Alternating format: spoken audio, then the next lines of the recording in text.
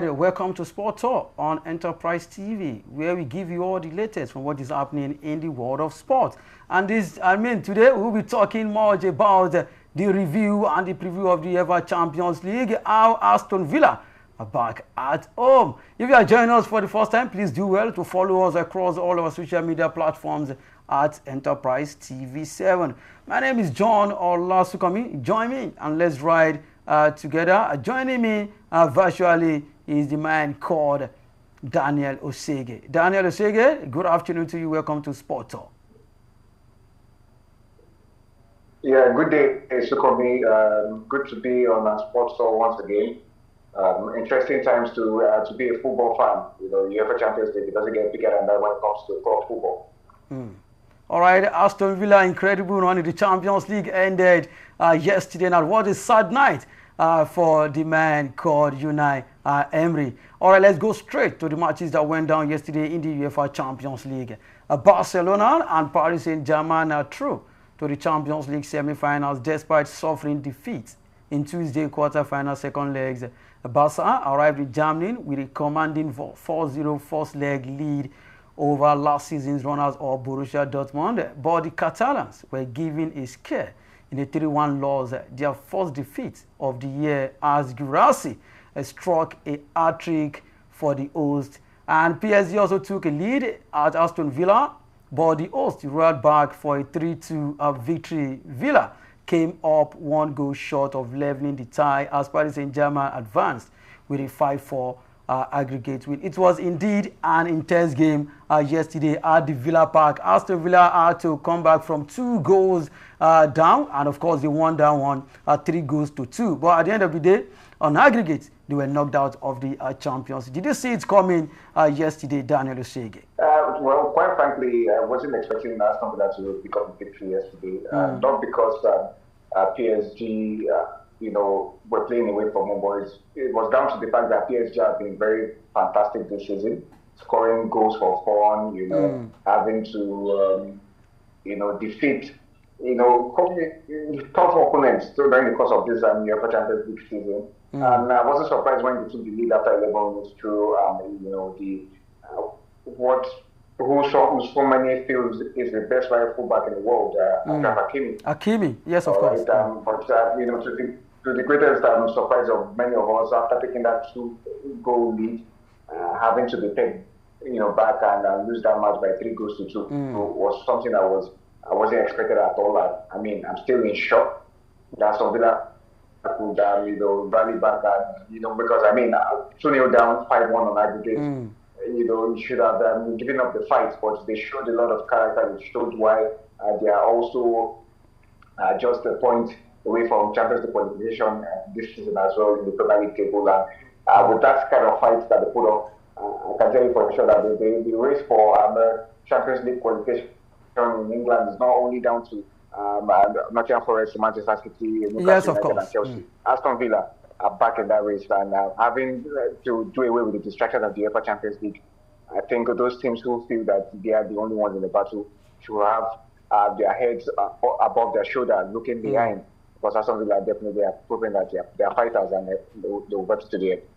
At some point, I thought Paris Saint-Germain, I thought they were going to lose that game, the way they lost to Barcelona in 2017. I don't know if you still remember that comeback. 4 goals to Nottingham Park de Prince, and as Camp Nou, they lost 6-1. So at some point, I thought it was going to happen yesterday when Aston Villa started scoring those goals. Yes, how could I have forgotten that dramatic comeback victory for Barcelona in 2017? As a matter of fact, let me tell you for free, I think this will probably be the first time I'm saying this in the media. I didn't watch the second leg of that time. Because that 6-1? Because I thought it was a waste of time. I thought it was a waste of time, really. Why would I be watching a tie that's dead and buried? All right? Before, you won't believe it. So after the final whistle, my best friend at the time just quickly called me, and all I was saying, this is incredible. It's unbelievable. I'm like, what's going on? He couldn't it's crazy. He was screaming. I just went online and I saw the result and I was shocked. Okay, and I think PSG have Marco Asensio to also thank for that lifeline. Yes, of course. Adebini had buried that one-on-one opportunity he had late on in that match. It would have been a different case entirely Yes. because by that time, imagine the game would have been sent into extra time and even before extra time, the adrenaline, the kind of feel that the momentum that was already putting in favor of what's it called of Aston Villa. You couldn't bet against them even getting that fifth goal, even in regulation time. But thankfully, they were able to hold their own. Asensio is a player of PSG technically. Yes. He's just on loan to Aston Villa. So he just did his parents team a favor. Probably it's a real way of showing them loyalty. It's showing crazy, them that he's that loyal to the team and he deserves to support in the team next season. When it comes to he was shipped out because he was deemed to be surplus to requirements. Now, maybe he has proven why he deserves to be in that team and he can do anything for the team to keep advancing in soccer. In the positions he really deserves to be in the UEFA Champions League and other competitions they'll be competing in next season. All right, let's go straight to the second match that happened yesterday. We can't take away that great performance from the man called Gurasi. Became the first African player to score a hat-trick in a quarter-final game. It ended 3-1 in favor of Borussia Dortmund yesterday, although they're out of the champions. But you can't write off that great performance from Borussia Dortmund. Did you see it coming? Dortmund 3, Barcelona 1.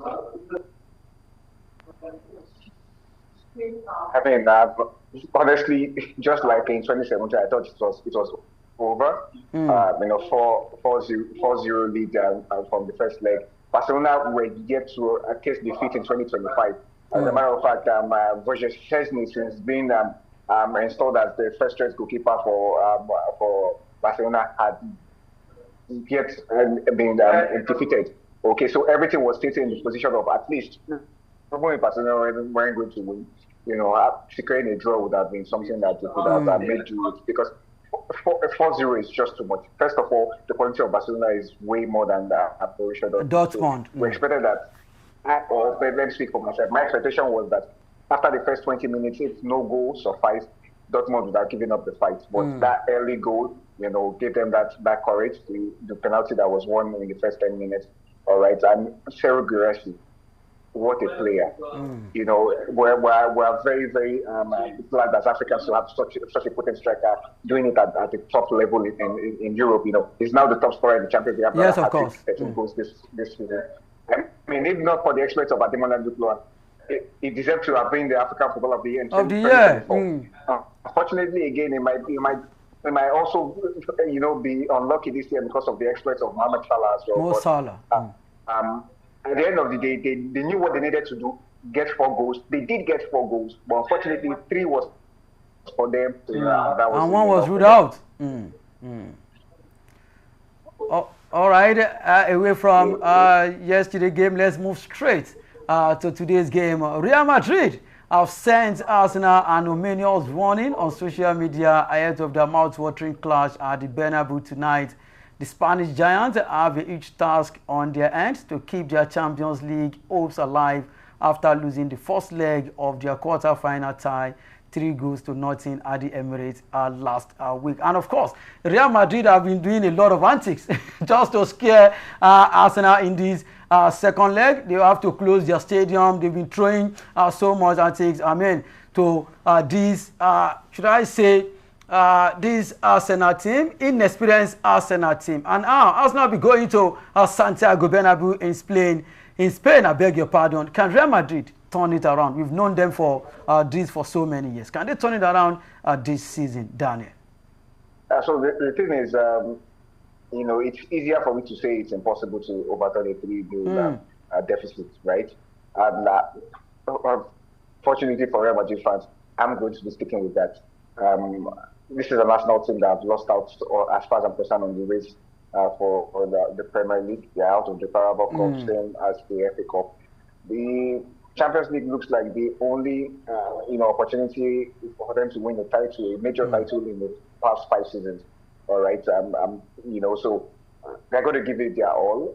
It's been a very tough season for us. I've been unlucky with injuries, the lack of having a striker at the beginning of the season. I mean, Odegaard, Saka, now Gabriel Magalhaes, all of them spending time on the sideline.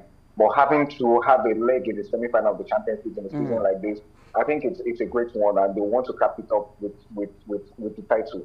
This is a title they've never won in the history of the team, and what better time? It's a year where there was little or no belief.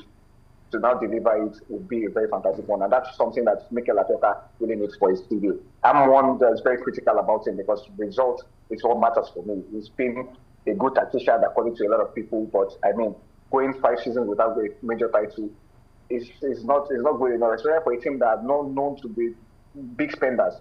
But this period has been backed by the board, splashing the cash on top targets. All right, for Real Madrid, I've never seen a match that with so much expectation for a turnaround. In 2022, we know how they won the Champions League. Yes, of course. Coming back at every single round.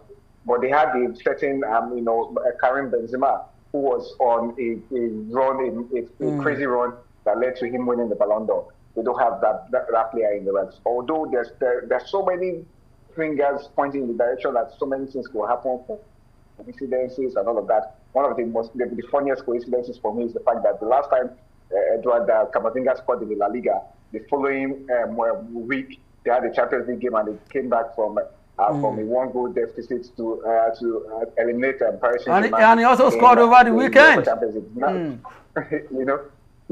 years after he has scored over the weekend again, but really, Arsenal will have only themselves to blame if they let this slip. It's 3-0. Just relax. Don't put pressure. I know there's the pressure. Funny thing is that with football, the pressure on the team that's leading, because Real Madrid have nothing to lose. They know they are pretty much out, so they'll come out and play their game, and that's yes, what of course. In favor of Aston Villa and Borussia on yesterday. So I just feel they've done way too much at the Emirates not to steal that ticket to qualify to the next one. All right, let's take a look at things logically. Yesterday, all the home teams won and they were knocked out of the Champions League. Borussia Dortmund won at home, and of course, Aston Villa also won at home. They're both knocked out of the Champions League. So let's see whether the same thing will happen today. Maybe Real Madrid will win at home, and they will still be out of the UEFA Champions. So who do you see against Paris Saint-Germain in this semi-final? Real Madrid or Arsenal?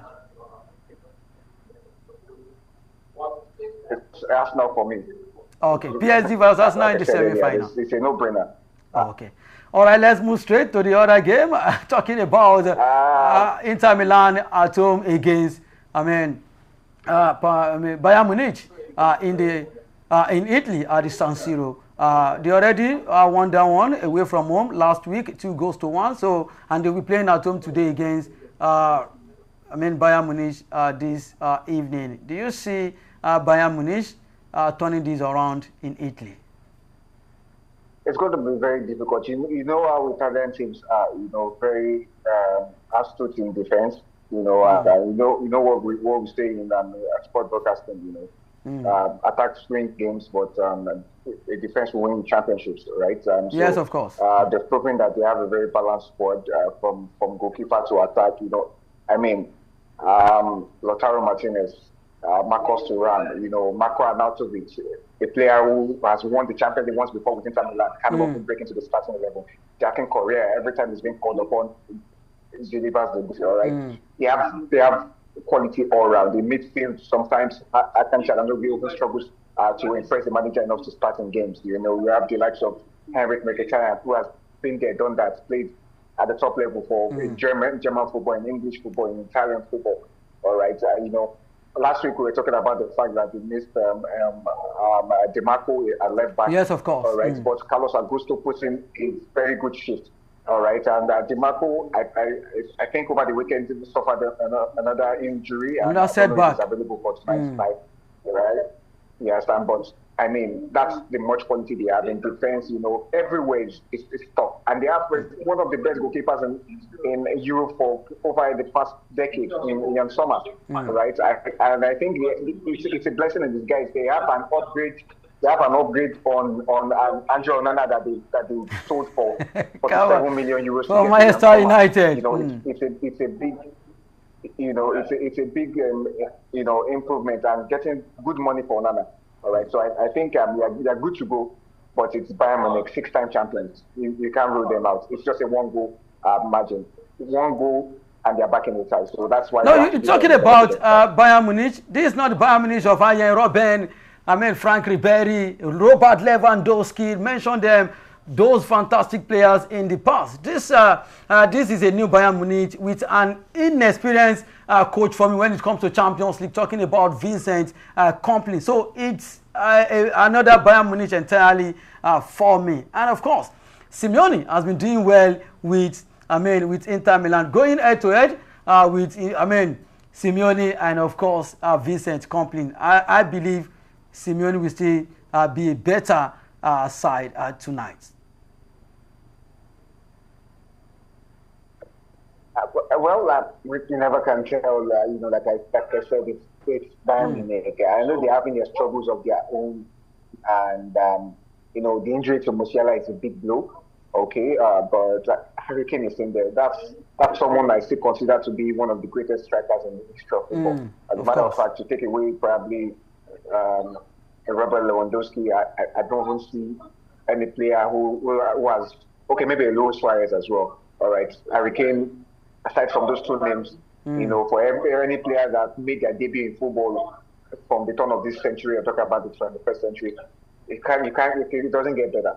You know, I rate him that highly, and these are the nights that he can show that, you know, he can be a man for the big games. He always scores. He has done that all his career. But this is a very, very important deal that can cement his legacy as a footballing icon.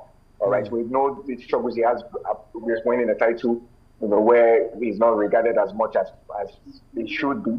We know that's going to be sorted this season with the league triumph in Germany, but he needs the Champions League as well. I think that will just cement him as a truly all-time great. And I think it will turn on the heat on Inter Milan tonight. But Inter Milan to qualify is what I still preach my friends. So we are seeing Inter Milan versus Barcelona in the semi-final. Yes, I remember the last time both teams met in the semi-finals in 2010, 15 years ago. Inter Milan scaled through. You know, I don't mean to jinx Barcelona. That was Jose Mourinho and of course Pep Guardiola. I remember that game. It was indeed an interesting match. Yes, you know, where we saw Samuel Eto'o playing at left back for the majority of the time, but that doesn't matter at the end of the day. You know, a Champions League medal for all those players is worth more than the sweat and the sacrifice they put in over 180 minutes. All right, our time is fast spent. We just have to leave the studio. That's how much we can take on Sport Talk on Enterprise TV 7. Endeavor to subscribe and click the notification bell to get notified of all alerts. Follow us across all our social media platforms at Enterprise TV 7. Like, share, and engage in all our content. Visit our website at www.enterprisetvnews.com for all the news you can use, the inclusives and the live update. Daniel Osege has been great on the show at this wonderful afternoon. My name remains John Olaskomin. See you next time.